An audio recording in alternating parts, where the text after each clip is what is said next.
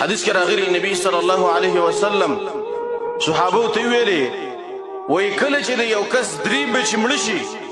او دې په صبر وکړه نو دا به د دې انسان لپاره د جهنم نه د بچاو سبب وي. یو صحابي ویلي چې رسول الله کله د چا دوه بچ مړ شي نبی صلی الله علیه وسلم ویلي کله چې د چا دوه بچ مړ شو او صبر یې وکړه دا به د دې انسان لپاره د جهنم نه د بچاو سبب وي. بے صحابی ویلي چې رسول الله کله د چا یو بچی مړ شي نبی صلی الله علیه وسلم ویلي چې د چا یو بچی مړ شو او صبر یې وکړه دا به د دې انسان لپاره د جهنم نه د بچاو سبب وي. حدیث ترمذی کې راغلی دی وایي کله چې ملک الموت هغه ملائک چې په روحونو باندې مقرر دي کله چې دا د یو بنده د بچی نه روح واخلي او دا ملکی نو دا روح ته واخلي او دا ملائک بر لاړ شي. الله رب العالمین دی ملائکو ته وایي چې ای زما ملائکو کیف ترکتم عبادی تاسو زما بندگان څنګه پرې خدل اخذتم ثمرة فؤاد عبدی تاسو زما د بنده د زړه میوه قبض کړه وانغستله. حدیث کې بچی ته د زړه میوه ویله شوې ده. آیا تاسو زما د بنده د زړه میوه واغستله نو څنګه تاسو زما بندگان پرې خدل څه ویلې نو دا ملائک ورته وایي چې الله آتیناهم وهم یحمدونک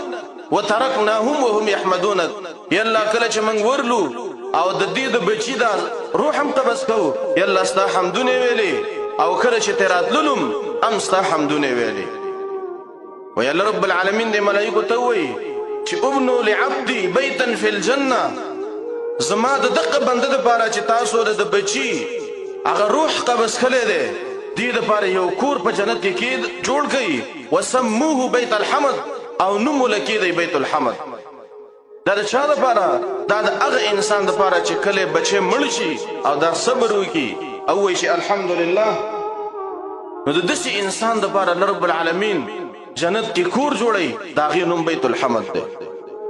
د جزو پزو نه څه جوړېږي اسم ته نه جوړېږي چې یو انسان د خپل مخ ووایي فریادونه شروع کړي چې یالله یو زه دې منډلی یم او په ما باندې مصیبتونه راولې زما نه دې بچی مړ کړه د بل چا نه وژنې داسې خبرې چې څوک کوي داسې انسان د الله بدي شي دا د الله نه ځان لرې کوي.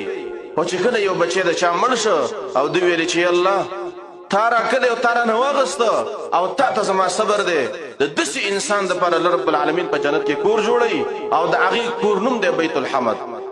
د څومره د خوشحالۍ خبره ده کله یو مصیبت راغی یو مشکل راغی جزې پزې نه دي پکار بلکې دا کلمات ویل پکار دی چې انا لله و انا الیه راجعون اللهم اجرني في مصیبتي واخلق لي خيرا منها. دا داسې کلمات دي کله چې انسان د مصیبت په حالت کې وایي نو کوم نعمت چې ته رب العالمین اغستی دی یا به هغه ورکي یا به د هغې نه بل غوره ورکي. بچی دې مړ شه دا کلمات ویوه الله به د هغې نه بل غوره بچی درکړي. مصیبت ته در ورسېده په عقل وږه د باندې راله دا کلمات ویوه چې انا لله و انا الیه راجعون اللهم اجرني في مصیبتي واخلق لي خيرا منها الله به د هغې نه بل غوره مال درکړي. تاوان دې وکړو په یو تجارت کې دا کلمات ویوه الله به د هغې نه ښه عوضونه درکړي. دا مه ویوه چې یاره د الله نه ناامیده شي چې الله زه موندلی یم په ما باندې دا امتحانات راولي او دا مصایب په ما باندې راولي نور بندګان یې پرېښي دي. دا خبرې چې څوک کوي دا هغه خلک کوي چې د الله صحیح بندګان نه دي. امام منذري رحمه الله یو روایت راوړی دی وایي یوه ښځه وه قبر ته ناسته وه او جړلې او دا جزې پزې کولې چغې والې وایي نبي صلی الله علیه وسلم ورته ویلې وایي بچی دې مړ دی خیر دی صبر کوه. وای دی ورته ویلې الیک عني زمانه لرې شه دې دا نبي سلم نه پېژانده چې دا نبي سلم دی. وایي زمانه لرې شه ما ته هغه مصیبت رسېدلی دی چې تا ته نه دی رسېدلی. وایي دا نبي صلی الله علیه وسلم ته لاړ وایي دې سره نه ته چا ویلې چې تا ته وپېژنده وایي نه وایي دا نبي صلی الله علیه وسلم و. دا زنانه را روانه شوله د نبي سلم کور ته راله او نبي سلم ته ویلې چې رسول الله خیر دی زه صبر کوم ما ته نه وې پېژندلی. وی نبی صلی الله علیه وسلم ورته ویلي چې انما الصبر عند الصدمة الاولى صبر چې ته کې په اولنۍ صدمه کې به کې کله چې د باندې مشکل مصیبت راغی په اول ټیم کې به صبر کې